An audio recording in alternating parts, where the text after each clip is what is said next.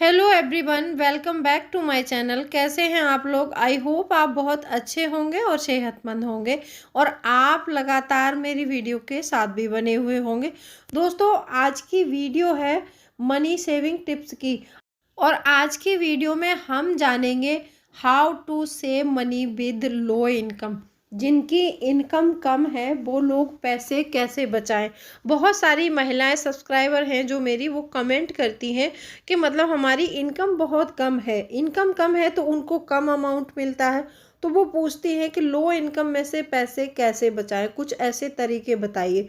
तो आज 2024 के न्यू पॉइंट बताने वाली हूँ। तो वीडियो बहुत ही ज़्यादा इंटरेस्टिंग है, तो वीडियो के एंड तक ज़रूर बने रहिएगा। और अभी तक आपने अपने इस क्रिएटिव चौहान चैनल को सब्सक्राइब नहीं किया है तो आप लोगों से एक रिक्वेस्ट है, क्रिएटिव चौहान चैनल को सब्सक्राइब करिए और बेल आइकन को भी ज़रूर प्रेस कर दीजिएगा ताकि ऐसी ही इंटरेस्टिंग वीडियो की नोटिफिकेशन आपको मिलते रहे। दोस्तों, वीडियो पसंद आए तो एक लाइक ज़रूर कर दीजिएगा।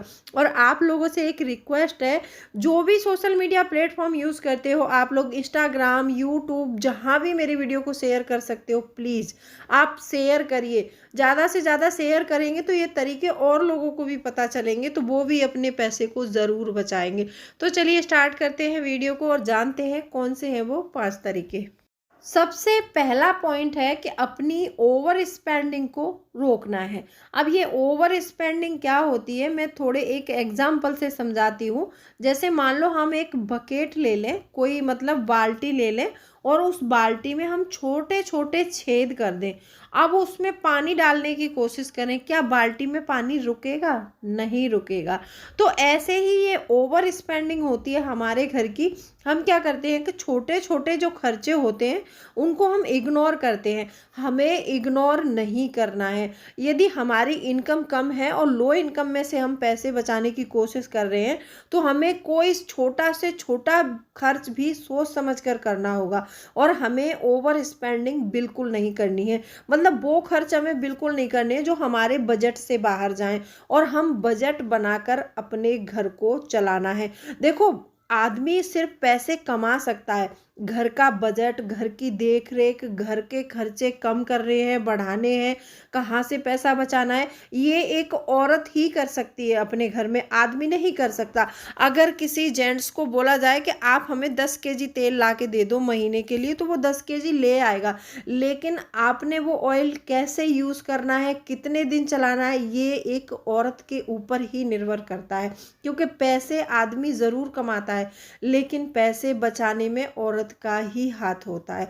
तो इसीलिए आपकी जो भी ओवर स्पेंडिंग है सबसे पहले उसको बंद करना होगा।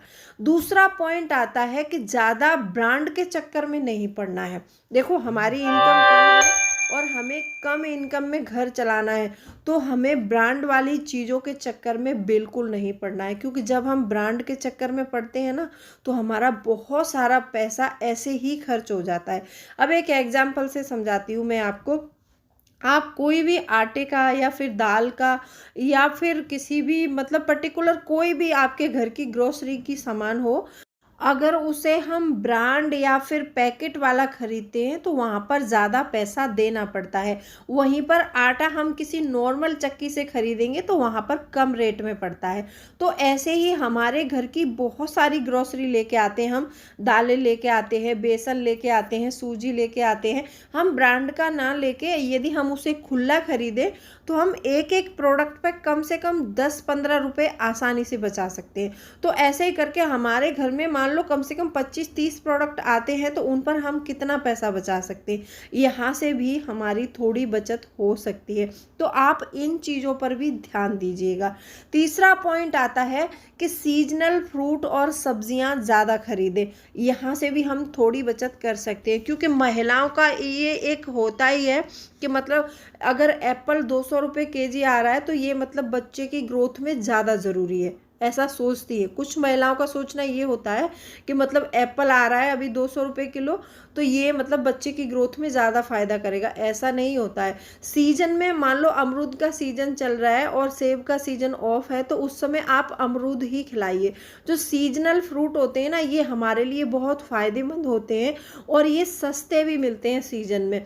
यदि आप सीजन में ऑफ सीजन वाली चीज़ें खरीद रहे हैं तो वो फ्रूट ऑब्वियसली आपको महंगे मिलेंगे। और आपकी ये सोच है कि मतलब एप्पल 200 रुपये केजी एप्पल है तो ये खाने से बच्चे में ज़्यादा ग्रोथ होगी, तो ऐसा कुछ नहीं होने वाला है। तो आप सीजनल सब्जियां और सीजनल फ्रूट ही खरीदिए, क्योंकि ऑफ सीजन वाले जब हम खरीदते हैं तो वो महंगे मिलते हैं। तो यहाँ से भी हम थोड़ी अपनी बचत कर सकते हैं। चौथा पॉइंट आता है कि कभी भी कोई भी इलेक्ट्रिक अप्लायंस खरीदे तो उसको सस्ता ना खरीदें। सस्ते के चक्कर में नहीं पड़ना है, क्योंकि यदि हम सस्ता कोई इलेक्ट्रिक अप्लायंस खरीदते हैं तो ये समझ लीजिए कि वो आगे चल के हमें बहुत महंगा पड़ने वाला है। देखो, हम जानते हैं कि लो इनकम में से खर्च कर रहे हैं, लेकिन कुछ चीज़ें ऐसी होती हैं कि यदि हम लो क्वालिटी की थोड़ा सा ले लेंगे तो चल जाएंगे। यदि हम कपड़े थोड़े हल्की क्वालिटी के खरीदेंगे तो वो चल सकते हैं। यदि हम जूते थोड़े हल्की क्वालिटी के खरीद लेंगे तो वो भी चल सकता है। यदि हम जैसे कोई इलेक्ट्रिक सामान खरीद रहे हैं अपने घर के लिए, मान लो हम एक मिक्सर खरीद रहे हैं, यदि हम इसको सस्ता देख के ले आते हैं तो वो ज़्यादा दिन नहीं चलेगा। ज़्यादा दिन नहीं चलेगा, फिर या तो हम उसको दुकान पर उसको बनवाने के लिए जाएंगे, बनवाने नहीं जाएंगे तो हमें दूसरा लेना पड़ेगा। तो यहाँ पर हमारा डबल खर्च हो जाता है। तो जैसे मैंने बताया, कपड़े यदि हम थोड़े सस्ते पहन लेंगे तो चलेगा, जूते वगैरह हम कोई नॉर्मल सामान अपने घर का यूज़ करने वाला है, हम उसको थोड़ा सस्ता और बिना ब्रांड का भी लेंगे तो चल जाएगा। लेकिन हमें इलेक्ट्रिक्स अप्लायंसेस जो भी हैं वो हमेशा ब्रांड वाले और अच्छी क्वालिटी वाले और उसकी बिजली की रेटिंग देखकर भी खरीदने चाहिए कि मतलब ये कितने वोल्ट बिजली यूज़ करता है। तो ये सारी चीज़ें बहुत मायने रखती हैं। तो यहाँ से भी आप अपना पैसा बचा सकते हैं। पांचवा पॉइंट आता है कि हमेशा एक बजट के अकॉर्डिंग ही खर्च करो। देखो, हम लोग कभी कभी क्या होता है कि ज़्यादा एक्साइटेड हो जाते हैं और उसमें इतना खर्च कर देते हैं तो वो खर्च हमारे बजट से ऊपर चला जाता है। जब हम बजट से ऊपर खर्च करते हैं तो अगले मंथ का खर्च चलाने के लिए हमें दिक्कत उठानी पड़ती है, और हमने पिछले कुछ मंथों में जो पैसा बचाया था और वो हमारी थोड़ी सी नासमझी के कारण वो सारा पैसा हमारा घर खर्च में चला जाता है। तो कभी कभी महिलाओं के कमेंट ये भी आते हैं कि दीदी मैंने 4 महीने से कुछ पैसे बचाए थे लेकिन घर खर्च में ही चले गए, पता नहीं चला। यदि आपको अपने खर्चों का पता नहीं चलता है तो मैंने आपको पहले कई बार बताया है कि आप अपने खर्चों को ट्रैक करना शुरू कर दो। खर्चे ट्रैक करने का मतलब ये नहीं होता है कि हम उन खर्चों को लिखते रहें और उनकी जांच ना करें। क्योंकि बहुत सारी महिलाओं के कमेंट्स ये भी आते हैं कि मतलब हम खर्च तो लिखते हैं लेकिन खर्चे कम नहीं होते। आप खर्चे लिखते रहेंगे लेकिन उनको एनालिसिस नहीं करते। थोड़ा सा टाइम निकाल के उनको एनालिसिस करिए और फिर उसमें चेकआउट करिए कि हमारा कौन सा खर्च हमने यहाँ पर बेफिजूल में हमारा पैसा खर्च हुआ है। कौन सा खर्च हम ऐसा था कि जिसको कट कर सकते थे लेकिन हमने नहीं किया और हमारी बेवकूफ़ी की वजह से वो खर्च हो गया और हमारा पैसा चला गया। तो ये खर्चे जैसे हम ट्रैक करेंगे तो उसके बाद में हमें पता चलेगा, जब हम उसको एनालिसिस करेंगे तो उन खर्चों को अगले मंथ से या फिर अगले ईयर में हम नहीं करेंगे। ये सारी चीज़ें औरतों को घर में ध्यान रखने वाली है, क्योंकि औरतें ही घर की लक्ष्मी होती हैं और वो ही अपने पैसे को बहुत अच्छे से बचा सकती हैं। तो इसीलिए आपको ये सारे पॉइंट जो है ध्यान में रखते हुए अपने घर को संभालना है। और यदि आपके घर की इनकम कम है तो इस तरह से आप यदि घर चलाती हैं तो आपके पैसे ज़रूर बचेंगे। और बजट बनाना बिल्कुल नहीं भूलना है। घर की औरतें जो होती हैं ना, वो बजट के अकॉर्डिंग ही चलती हैं वैसे तो, लेकिन कभी कभी हो जाता है कि खर्च ज़्यादा हो रहा है तो अपने बजट को अगले महीने में थोड़ा सा बदलाव करके, फेर बदल करके, कहीं से भी कोई भी खर्च काट के आपको अपनी रियल इनकम पे लेके आना है कि इतने में मुझे घर चलाना है तो मैं इतने में ही चलाऊंगी। औरतों के बहुत सारे खर्चे देखो ऐसे होते हैं कि यदि हम चाहें तो कम भी कर सकते हैं। तो ऐसे ही खर्चों को नज़र रखनी है आपने, और आपने उन खर्चों को बिल्कुल नहीं करना।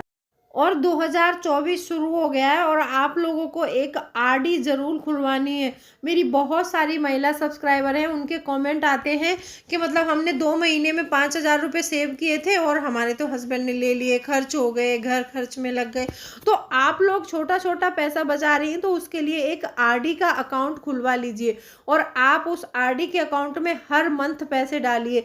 जब आप हर मंथ पैसे जमा करना शुरू करेंगी और आपको पता चलता जाएगा कि हम इतनी सेविंग कर रहे हैं, हमारे पास इतना पैसा है, तो आप कॉन्फिडेंट रहेंगी और सेविंग करने के लिए और भी प्रेरित हो सकती हैं। तो आप एक आरडी ज़रूर खुलवाइए। जिन लोगों के पास अकाउंट नहीं है वो अपना अकाउंट बैंक या पोस्ट ऑफिस में ज़रूर खुलवाएं। तो चलिए मिलती हूँ अगले वीडियो में, तब तक के लिए bye bye. Thanks for watching. और कैसी लगी वीडियो कमेंट सेक्शन में ज़रूर बताइएगा और कोई भी क्वेश्चन है, कोई भी क्वेरी है तो आप मुझे कमेंट में लिख सकते हैं।